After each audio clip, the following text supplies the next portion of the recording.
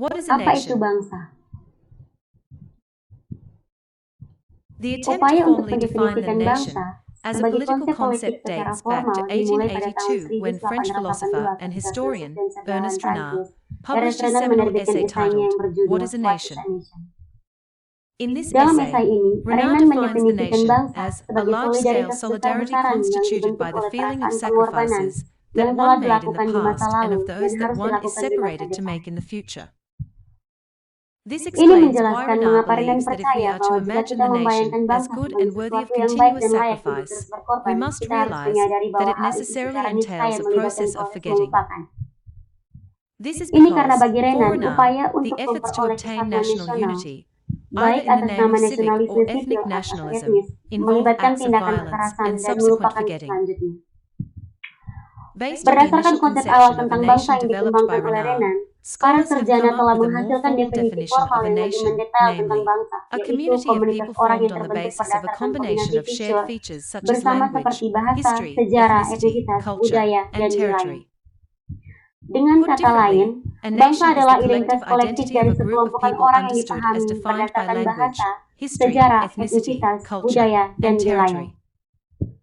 And for Untuk this alasan reason, ini, a bangsa nation is umumnya lebih generally more bersifat politis overtly secara political than an terang-terangan ethnic group. dibandingkan dengan kelompok etnis. In fact, Bahkan, many banyak scholars sarjana considered it as menganggapnya a sebagai fully kelompok etnis yang mobilized sepenuhnya or termobilisasi institutionalized atau ethnic group. terinstitutionalisasi. Later on, Kemudian, the famous ilmuwan political politik terkenal scientist Benedict Benedict Anderson Anderson views the memandang nation bangsa as sebagai an komunitas imagined yang community. dibayangkan. For Bagi Anderson, the Anderson, nation bangsa is an adalah komunitas imagined politik political yang community dibayangkan, that yang is secara culturally budaya imagined dibayangkan as both sebagai inherently sesuatu yang limited and terbatas dan sovereign. berdaulat. As we can Seperti yang see, kita there lihat, are ada four 4 key elemen elements in kunci this dalam definition. definisi ini. First, Pertama, the nation bangsa is dibayangkan imagined karena simply anggota dari because satu members of bangsa any tertentu particular tidak akan nation pernah will bertemu never sebagian meet besar most of their fellow anggotanya. members, yet in the Namun, minds dalam of bentuk each lives masing-masing the image terdapat of their citra communion. kebersamaan mereka. Second, Kedua, the nation is bangsa dibayangkan imagined as sebagai limited terbatas because karena it has memiliki finite, batas-batas yang yet terbatas sometimes namun elastic, terkadang elastis boundaries di luar beyond which other batas-batas nations tersebut lie. terdapat bangsa lain. Third, Ketiga, the nation bangsa is dibayangkan imagined as sebagai sovereign berdaulat because the karena konsep concept of bangsa the itu nation sendiri lahir itself di was era born in an etika age pencerahan dan when the revolusi, Enlightenment and menghasilkan Revolution legitimasi were destroying wilayah, the legitimacy of the dinasti, divinely ordained, dinasti hierarki yang hierarchical ditemukan dynastic realm. secara ilahi. Finally, Akhirnya, the nation is bangsa imagined dibayangkan as sebagai a komunitas community karena because, terlepas dari regardless of the ketidaksetaraan dan actual inequality eksploitasi and yang, exploitation that may yang prevail mungkin within terjadi di each, dalamnya. the nation Bangsa is dipahami conceived as a sebagai deep, persahabatan horizontal horizontal comradeship. yang mendalam. Sintaks adalah hukum bahasa yang menentukan urutan kata dan struktur kalimat dasar dalam berbagai bahasa. Setiap bahasa memiliki spesifik sintaks yang memberitahu pembicara dan pendengar dengan bagian kalimat mana yang dibutuhkan untuk membantu mereka memahami apa yang dibicarakan. Ini adalah pedoman yang kita gunakan saat berbicara dan menulis sehingga kalimat dapat dimengerti dan utuh. Berhati-hatilah terhadap kebingungan sintaks atau semantik dengan diksi. Ini merupakan penopang konstruksi sebuah kalimat. Jadi, mari kita uraikan definisi ini.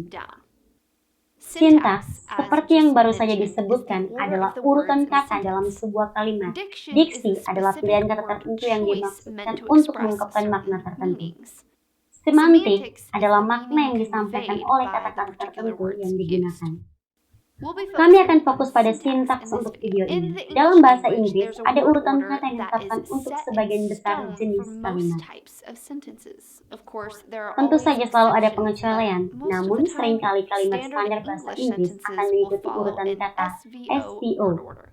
Subjek, kata kerja, objek. Seperti contoh berikut, anak laki-laki itu melihat keluar jendela. Dalam contoh kalimat ini, kita mempunyai subjek, anak laki-laki kata kerja, melihat dan objek di luar.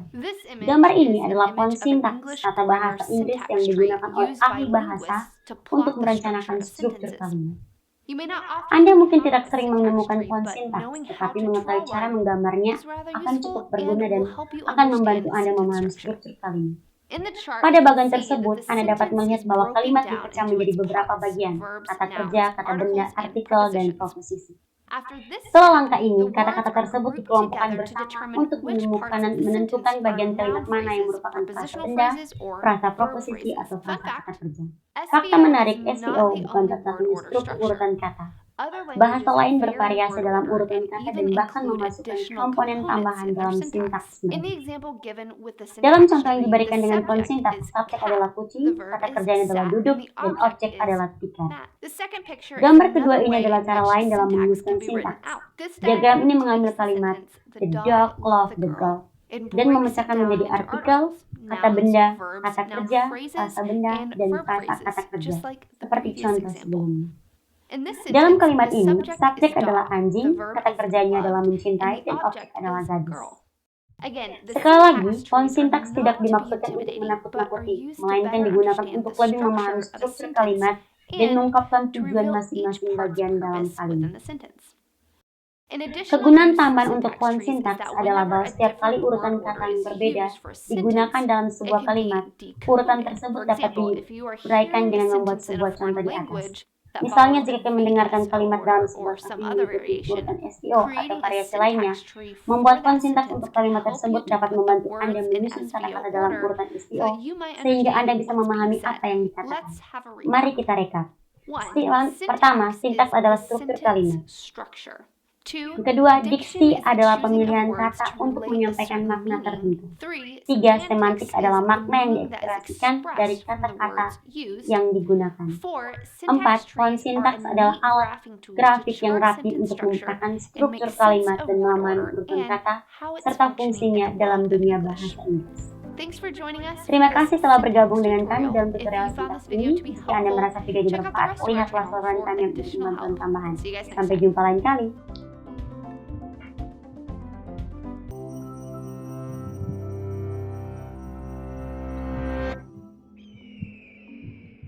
Selama hampir 1 dekade, para ilmuwan mencari sumber virus baru yang mematikan melalui pegunungan tertinggi di Tiongkok sampai di gua paling terpencil. Akhirnya mereka menemukannya di sini, sarang kelelawar di Gua Sekau. Virus yang dimaksud adalah virus corona yang menyebabkan epidemi sindrom pernapasan akut parah, atau SARS, pada tahun 2003. Virus corona adalah sekelompok virus yang mencakup dalam protein kecil yang menyerupai bentuk seperti mahkota atau corona dalam bahasa Latin. Ada ratusan virus corona yang diketahui, 7 diantaranya menginfeksi manusia dan bisa menimbulkan penyakit. Virus corona SARS-CoV menyebabkan penyakit SARS, MERS-CoV menyebabkan MERS, dan SARS-CoV-2 menyebabkan penyakit COVID-19. Dari 7 virus corona pada manusia, 4 diantaranya menyebabkan pilek, infeksi ringan, dan sangat menular pada hidung dan tenggorokan. 2 diantara menginfeksi paru-paru dan menyebabkan penyakit yang jauh lebih parah. Dan yang ketujuh, penyebab COVID-19, memiliki semua ciri-ciri tadi, mudah menyebar namun dapat berdampak parah pada paru-paru. Ketika orang terinfeksi batuk, tetesan yang mengandung virus akan keluar. Virus ini dapat menginfeksi orang baru ketika tetesan masuk ke hidung atau mulutnya. Virus corona menular cepat di ruang tertutup, di mana orang-orang saling berdekatan. Cuaca dingin membuat selubung halus mereka tidak mengering, memungkinkan virus bertahan lebih lama di antara inangnya. Sementara paparan sinar UV dari sinar matahari dapat merusak. Variasi musim ini lebih penting bagi virus yang sudah ada. Namun karena belum ada yang kekebalan terhadap virus baru, virus ini memiliki begitu banyak potensial untuk menjadi inang sehingga tidak memerlukan kondisi ideal untuk menyebar. Di dalam tubuh, lonjakan protein tertanam di dalam sel inang dan menyatu dengannya, memungkinkan virus membajak sel inang untuk beraplikasi gennya sendiri. Virus corona menyimpan gennya pada RNA. Semua caranya bisa virus RNA atau virus DNA. Virus RNA cenderung lebih kecil dengan gen yang lebih sedikit, yang berarti mereka menginfeksi banyak inang dan implikasi dengan cepat virus tersebut. Secara umum, virus RNA tidak memiliki mekanisme yang mengkoreksi, sedangkan virus RNA memilikinya. Jadi ketika virus RNA beraplikasi, kemungkinan besar terjadi kesalahan yang disebut mutasi. Banyak dari mutasi ini tidak berefek atau bahkan berbahaya. Namun ada pula membuat virus lebih cocok untuk lingkungan tertentu, seperti spesies inang baru. Epidemi seringkali terjadi ketika virus berpindah dari hewan ke manusia. Hal ini berlaku pada virus RNA, menyebab epidemi Ebola, Zika, SARS, serta pandemi COVID-19. Saat ini, manusia virus tersebut masih bermutasi, biasanya tidak cukup untuk membuat virus baru, namun cukup untuk membuat variasi atau ketegangan dari virus asli. Virus corona memiliki beberapa perbedaan utama dari kebanyakan virus RNA. Virus ini berukuran paling yang berarti berisi lebih banyak gen. Hal ini menciptakan lebih banyak peluang terjadinya mutasi berbahaya. Untuk mengatasi risiko ini, virus corona memiliki fitur unik. Enzim yang dapat memeriksa kesalahan serta memperbaiki replikasi. Hal ini membuat virus corona jauh lebih stabil dengan tingkat mutasi yang lebih lambat dibandingkan virus RNA lainnya. Meskipun hal ini mungkin terdengar sulit, tingkat mutasi yang rendah sebenarnya merupakan tanda yang menjanjikan untuk menaklukkan virus ini. Setelah infeksi, sistem kekebalan tubuh kita dapat mengendalikan kuman yang menghancurkan lebih cepat jika kuman tersebut menginfeksi kita lagi sehingga tidak membuat kita sakit. Namun mutasi dapat membuat virus kurang dikendali oleh sistem kekebalan tubuh kita sehingga lebih sulit untuk dilawan. Hal ini juga membuat obat antivirus dan vaksin menjadi kurang efektif karena dirancang khusus untuk satu jenis virus. Itu sebabnya kita memerlukan vaksin flu baru setiap tahun. Virus influenza bermutasi begitu cepat sehingga jenis virus baru terus bermunculan. Tingkat mutasi virus corona yang lebih lambat berarti sistem kekebalan tubuh, obat-obatan, dan vaksin. Kita mungkin dapat mengendali virus tersebut lebih lama setelah terinfeksi, sehingga dapat melindungi kita dengan lebih baik. Namun, kita tidak tahu berapa lama tubuh kita tetap kebal terhadap berbagai virus corona. Belum pernah ada pengobatan atau vaksin yang setuju untuk virus corona. Kita belum berfokus pada pengobatan penyakit yang menyebabkan pilek, dan meskipun para ilmuwan mulai mengembangkan pengobatan untuk SARS dan MERS, epidemi ini berakhir sebelum pengobatan tersebut menyelesaikan uji klinis. Ketika kita meraba habitat hewan lain, beberapa ilmuwan mengatakan bahwa virus corona baru menular ke manusia tidak dapat dihindari. Tetapi jika kita menyelidiki hal-hal diketahui ini, maka hal ini tidak akan berdampak buruk.